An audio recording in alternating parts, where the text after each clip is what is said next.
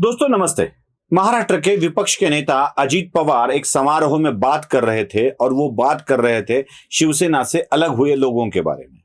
मुझे आश्चर्य इस बात का है कि शिवसेना के विधायकों के बारे में और शिवसेना के बारे में अजीत पवार बात कर रहे थे और उनका विधान ये था, वो ये कह रहे थे कि शिवसेना की निर्मिति में थोड़ा सा भी हिस्सा शिवसेना से पृथक हुए लोगों का नहीं है।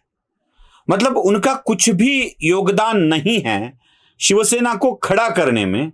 उन लोगों का मतलब एकनाथ शिंदे या सभी 40 विधायकों का कुछ भी हिस्सा नहीं है। ये बात कह रहे थे एनसीपी के नेता अजीत पवार।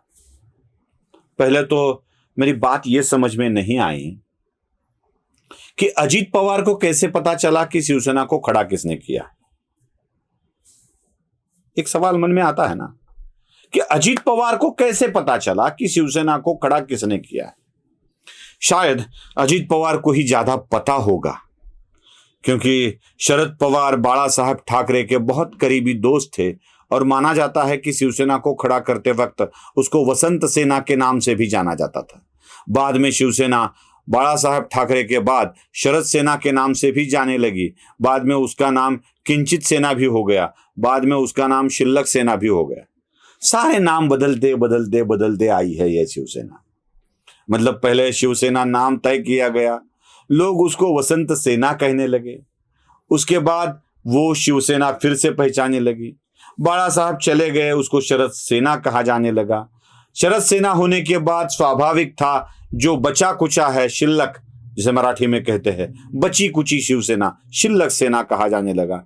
और वंचित के साथ अलायंस के बाद इसे किंचित सेना भी कहा जाने लगा।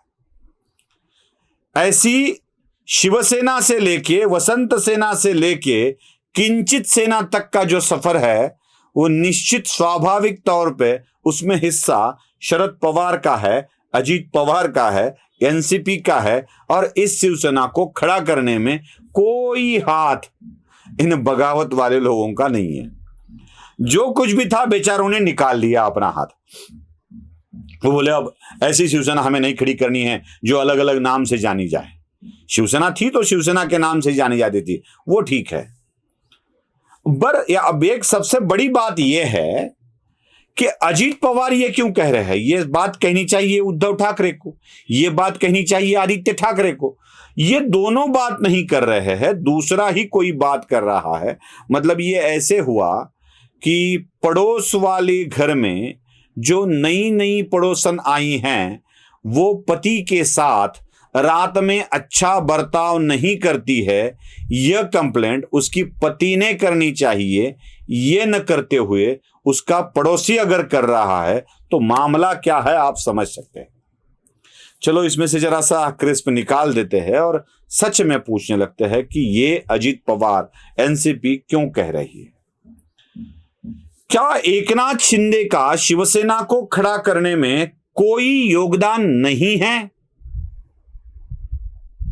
शिवसेना के विधायक जब उद्धव ठाकरे से नाराज हुआ करते थे तब उनको फंड देकर शिवसेना के साथ जोड़े रखने का काम क्या एकनाथ शिंदे ने नहीं किया है?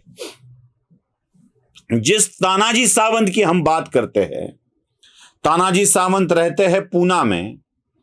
एकदम से यवतमाल की विधान परिषद की सीट मिलने पर उद्धव ठाकरे उनको फोन करते हैं और कहते हैं आपको यवतमाल में लड़ना है। यवतमाल में शिवसेना के पास चुनकर आ सके इतने विधायक या इतने उम्मीदवार या मतदाता भी नहीं है। अपने खुद के दम पर बीजेपी को साथ लेकर विश्वास में लेकर तानाजी सावंत विदर्भ में चले जाते हैं, पूना से बहुत दूर, और वहां चुनाव लड़कर चुनकर आते हैं, शिवसेना की जगह बढ़ाते हैं।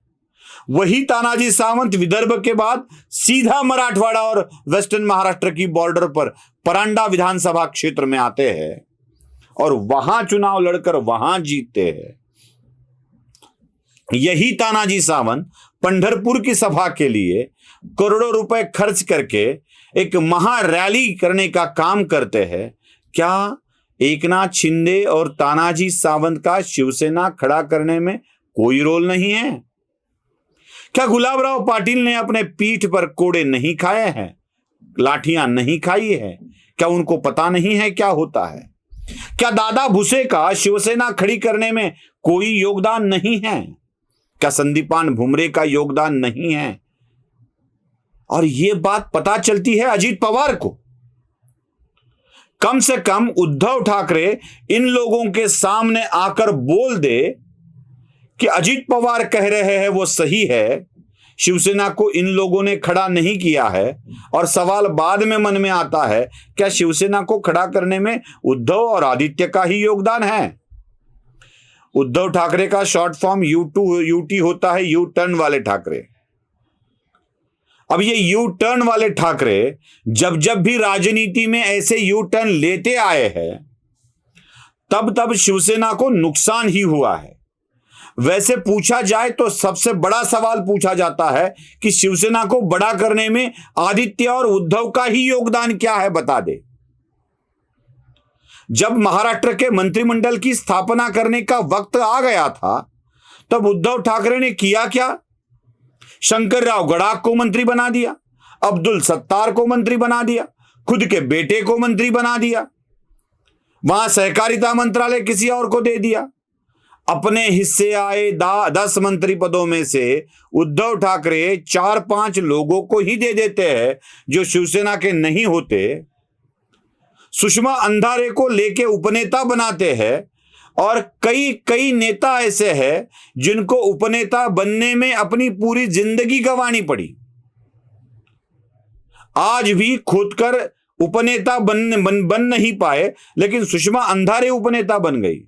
आज भी लातूर का पप्पू कुलकर्णी, श्रीपाद कुलकर्णी जिसे कहा जाता है, लातूर का पप्पू ही है वो मेरा दोस्त, वो आज भी बैठा है, राष्ट्रवादी होकर आया, लेकिन ना उसको टिकट मिला, ना शिवसेना में कोई बड़ा स्थान मिला। आज सुषमा अंधारे लातूर में जाती है तो पप्पू को उसको अपना नेता कहना पड़ता है। वही सुषमा अंधारे जो पप्पू को कभी सबसे बड़ा नेता समझती थी, वही पप्पू आज सुषमा अंधारे को सबसे बड़ा नेता रहना पड़ रहा है। तो क्या उद्धव ठाकरे ने इस शिवसेना को खड़ा किया है? अजीत पवार भ्रमित करने की कोशिश कर रहे हैं, इन लोगों का महत्व कम करने की कोशिश कर रहे हैं। ये शिवसैनिकों को भ्रमित नहीं कर रहे, शिवसैनिकों को नहीं भटका रहे हैं, वो भटका रहे हैं उद्धव ठाकरे और आदित्य ठाकरे को। क्योंकि जब तक वो भटके रहेंगे तब तक एनसीपी के साथ अटके रहेंगे, और जब भटके अटके उद्धव इनके साथ रहेंगे तो खत्म हो जाएंगे। शिवसेना का खात्मा ही एनसीपी का असली मकसद है, वही एनसीपी पूरा कर रही है। यह एक सत्य उद्धव जान ले तो अच्छा है, नहीं जान ले तो भी अच्छा है। एनसीपी का ही फायदा होने वाला है। नमस्ते।